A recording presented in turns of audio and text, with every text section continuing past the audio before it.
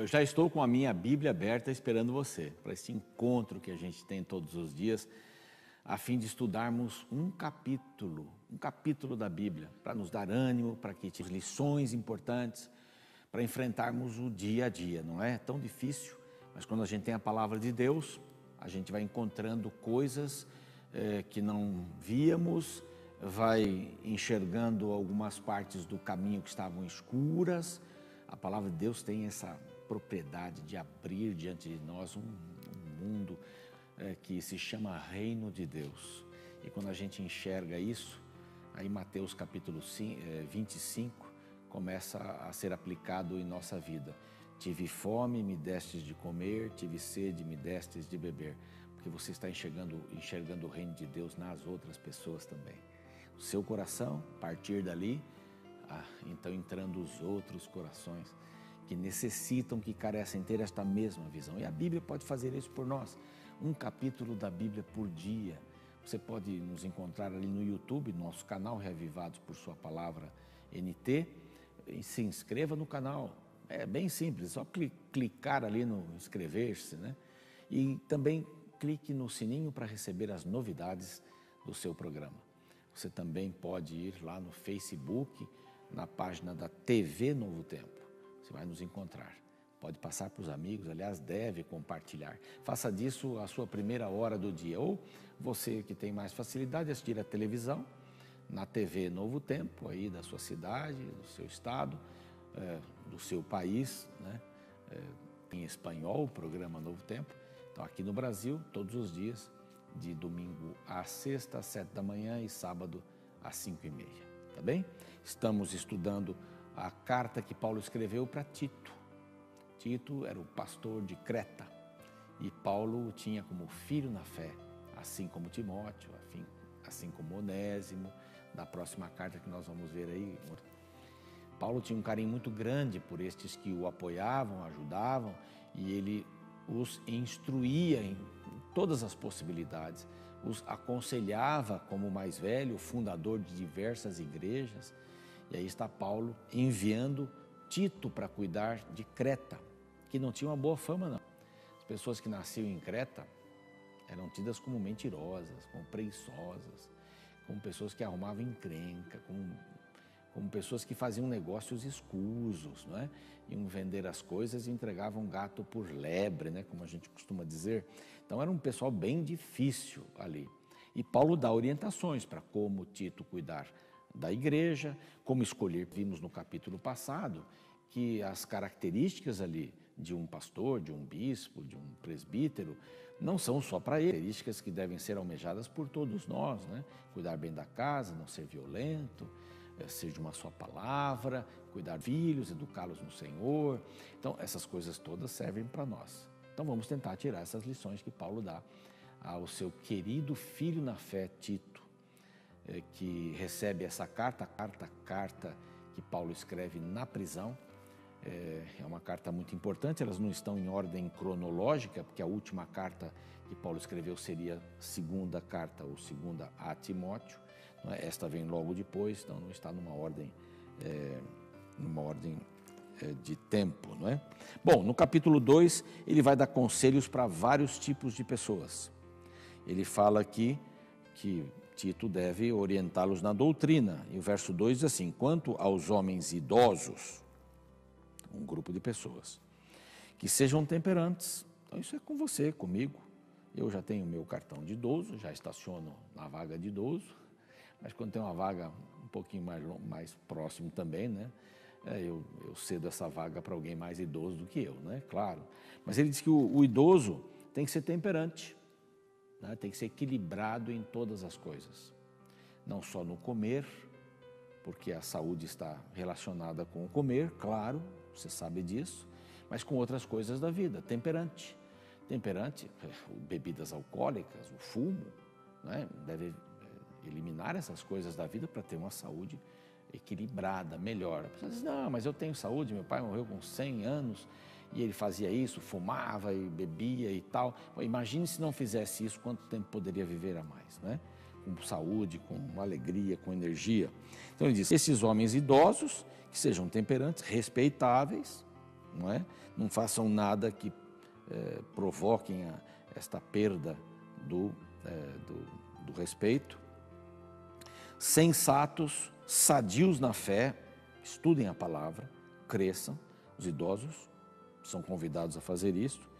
Sadios também no amor e na constância, pessoas constantes. Você percebeu nas cartas de Timóteo quantas vezes Paulo faz a constância da fé, pessoas com sede constantes. É muito importante essa constância.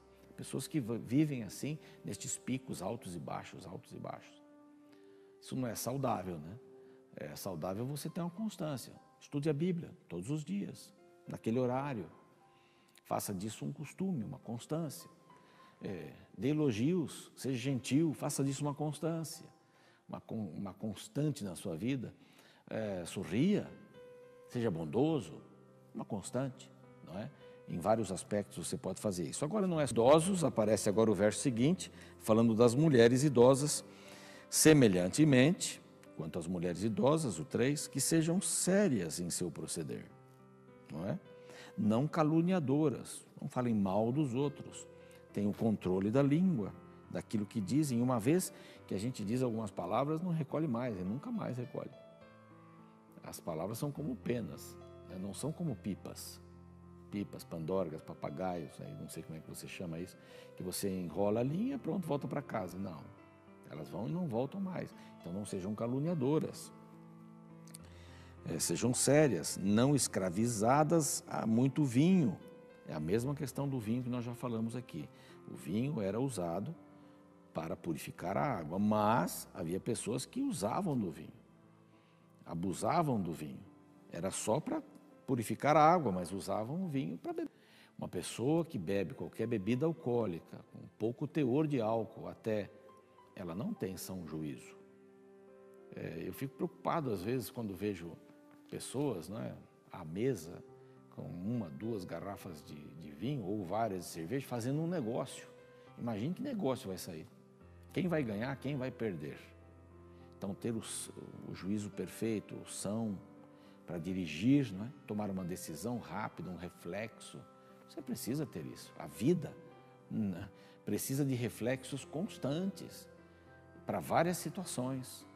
Então, aqui fala novamente sobre essa questão da bebida alcoólica. Sejam mestras do bem, que possam fazer bem com alegria, o bem. Verso 4 diz assim, a fim de instruírem as jovens recém-casadas a amarem ao marido e aos filhos. Sejam exemplos, os mais velhos sendo exemplos para... Aliás, só uma palavrinha aqui, parece que a gente não quer mais ter exemplos dos mais velhos, né? Bons ou maus, não importa. Parece que eles se tornaram invisíveis em nossa sociedade, isso não é bom. Nós precisamos da sabedoria deles, nós precisamos da experiência deles. Então, cuidado com isso. Aqui ele diz, vocês podem instruir as mulheres, mas vocês, mulheres novas, amarem os filhos, maridos, a serem sensatas, honestas. Se a gente fosse falar de cada uma aqui, não dava o programa todo, né?